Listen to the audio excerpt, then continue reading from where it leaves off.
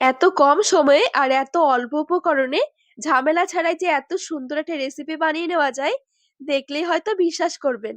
একদম নরম তুলতুলে কাঁচের লাড্ডু। লাড্ডু হয়তো অনেকভাবেই খেয়েছেন, তবে একবার বানিয়ে দেখুন, কথা দিচ্ছি মুখ ফেরাতে পারবেন না। একবার বানিয়ে খেলে দেখবেন বারে বারে খেতে ইচ্ছে করবে। নমস্কার বন্ধুরা, নতুন একটা পর্ব দেখার জন্য আপনাদের সকলকে স্বাগত জানাই। আজকে তৈরি করে দেখাবো একদম ভিন্ন স্বাদের নরম তুলতুলে কাঁচের লাড্ডু। অনেকভাবে তো লাড্ডু খেয়েছেন, তবে এভাবে একবার বানিয়ে দেখুন, ভাবতেই পারবেন না এত সহজে এত সুন্দর লাড্ডু বানিয়ে নেওয়া যায়। চলুন, আশা করছি আজকের রেসিপি অনেক ভালো লাগবে।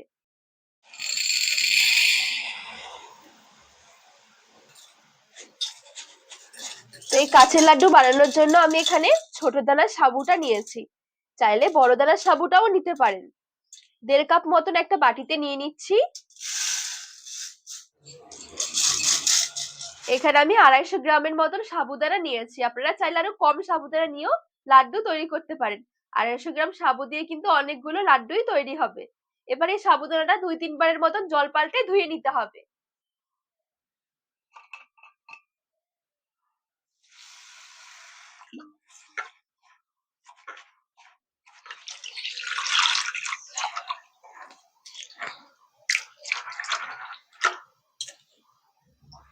বেশ কয়েকবারের মতন জল পাল্টে ধুয়ে নিয়েছি। এবারে দেখুন, এখানে নিয়েছি আমি দুধ। একদম ফুটন্ত গরম দুধ নিয়েছি। এতে করে সাবুদানাটা খুব সুন্দরভাবে তাড়াতাড়ি করে নরম হয়ে যাবে। আর 1/2 কাপ নিয়ে নিচ্ছি। টেস্টটা ভালো আসার জন্য এখানে আমি একটু গুঁড়ো দুধ অ্যাড করছি।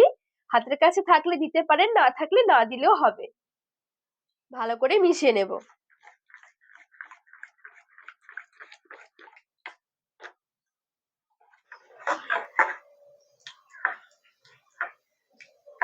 তো এখানে সবকিছু ভালো করে মিশিয়ে নিয়েছি গুঁড়ো দুধটা দিয়েও।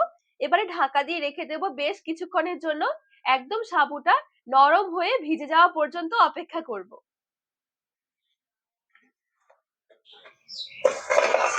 তো ঢাকা দিয়ে বেশ কিছুক্ষণের জন্য আমি এখানে সাবুদানাটা ভিজিয়ে রেখেছি। আর এখন দেখুন, যেই পরিমাণে আমি সাবুদানা ভিজিয়েছিলাম তার তুলনায় কিন্তু একদম পুরো ডবল হয়ে গেছে। সাবুদানাটা ভিজতে একটু টাইম লাগবে। আর যদি আপনারা আগে বানাবেন ঠিক করা থাকে, তাহলে কিন্তু সারা রাতের জন্যও কিন্তু ভিজিয়ে রাখতে পারেন। এইভাবে করে একটু চেক করে নিতে হবে। এই দেখুন, হাতের সাথে এভাবে করে চাপ দিলে কিন্তু একদম মিলিয়ে যাচ্ছে। ভালোভাবে সাবুদানাটা কিন্তু এখানে ভিজতে হবে। তো এখানে সুন্দরভাবে সাবুদানা আমার ভিজে গেছে।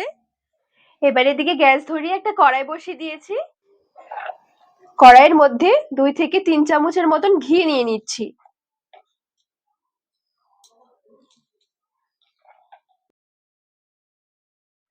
ভেজানো সাবুদানাটুকু এবারে নিয়ে নিচ্ছি।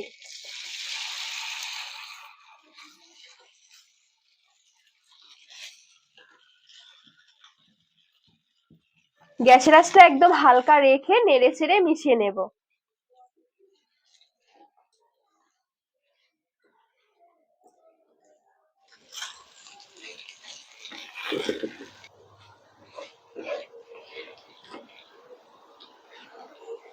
গ্যাসের আঁচটা একদম হালকা আঁচে রেখে 2 থেকে 3 মিনিটের জন্য একটুখানি ঘিয়ের সাথে ভালো করে মিশিয়ে নিয়েছি।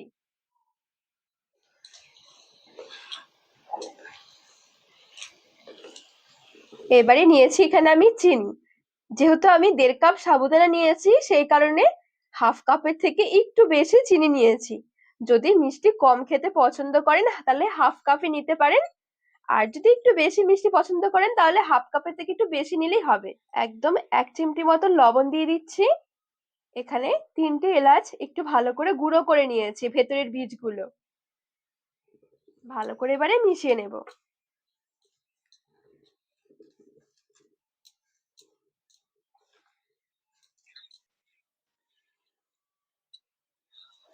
নাড়াচাড়া করতে করতে দেখবেন সুন্দরভাবে চিনি গলে যাবে।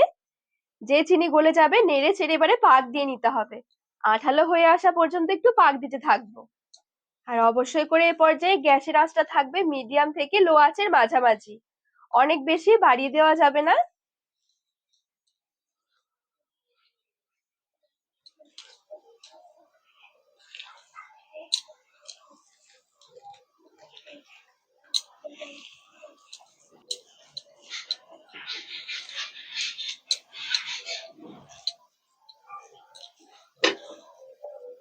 এই দেখুন পাক দিতে দিতে কিন্তু সুন্দরভাবে এটা একটা আঠালো হয়ে এসেছে।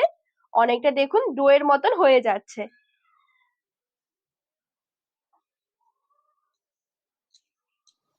এবারে একটু আমি ড্রাই ফ্রুটস দেব। কিশমিশ দিয়ে দিলাম কিছুটা, একটুখানি দিয়ে দিচ্ছি কুচনো কাজু বাদাম কুচি, আর দিয়ে দিচ্ছি একটুখানি চাল মগজ। আপনাদের হাতের কাছে যে কোনো ড্রাই ফ্রুটস থাকলে কিন্তু দিতে পারেন, খেতে ভালো লাগবে। এবারে ভালো করে নেড়ে চেড়ে মিশিয়ে নেব।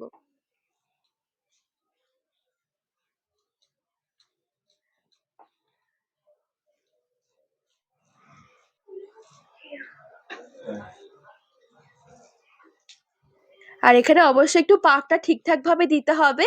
পাক ঠিক না হলে কিন্তু লাড্ডুগুলো বাঁধা যাবে না, বা যদিও লাড্ডু বাঁধা যায় সেক্ষেত্রে কিন্তু লাড্ডুগুলো ঢেলে পড়বে। এখানে যখন পাকটা হয়ে যাবে তখন দেখবেন সব একসাথে পুরো জড়ো হয়ে যাবে। এবারে গ্যাসের আঁচ থেকে নামিয়ে নেব।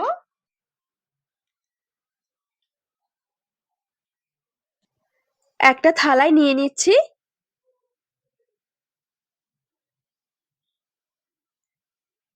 যেহেতু এখানে যথেষ্ট গরম রয়েছে, একটু ঠান্ডা করে নিতে হবে। আর এখন দেখুন সাবুদানা কতটা ট্রান্সপারেন্ট দেখাচ্ছে। হাতের মধ্যে একটু জল ধরে লাড্ডুগুলো বেঁধে নেব। অল্প একটু নিয়ে নিয়েছি। এই দেখুন কতটা সুন্দর লাগছে লাড্ডু দেখতে। বোঝাই যাচ্ছে না যে এটা সাবুদানা দিয়ে তৈরি করা হয়েছে।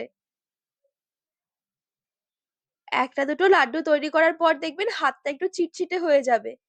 সেই পর্যায়ে কিন্তু অবশ্যই একটু হাতে জল ধরে নেবেন বা হাতটা একটু ধুয়ে নেবেন। দেখবেন সুন্দরভাবে লাড্ডুগুলো বাঁধা হবে।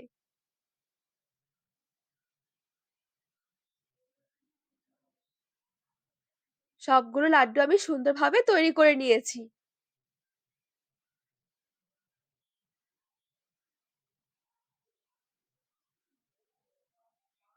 আর দেখুন দেখতেও কতটা সুন্দর লাগছে। আর এদিকেও কটা প্লেটে সাজিয়ে নিয়েছি। এই লাড্ডুগুলো বানিয়ে কিন্তু যে কোনো উপোসের দিনে বা একাদশীর দিনে বা বাড়িতে কোনো ছোটখাটো অনুষ্ঠানে প্রসাদ হিসেবে বানাতে চাইলেও কিন্তু বানাতে পারেন। সবাই দেখবেন খেয়ে ভীষণ পছন্দ করবে। এই দেখুন কতটা সুন্দর হয়েছে। এভাবে লাড্ডু বানিয়ে নরমাল ফ্রিজে রেখে কিন্তু একটা এয়ারটাইট বক্সে 1 সপ্তাহ মতন খেতে পারবেন। তো বন্ধুরা, আজকের রেসিপি আপনাদের কেমন লেগেছে অবশ্যই কমেন্ট করে জানাবেন। আর রেসিপি ভালো লাগলে চ্যানেলটিকে সাবস্ক্রাইব করে পাশে থাকার অনুরোধ রইল।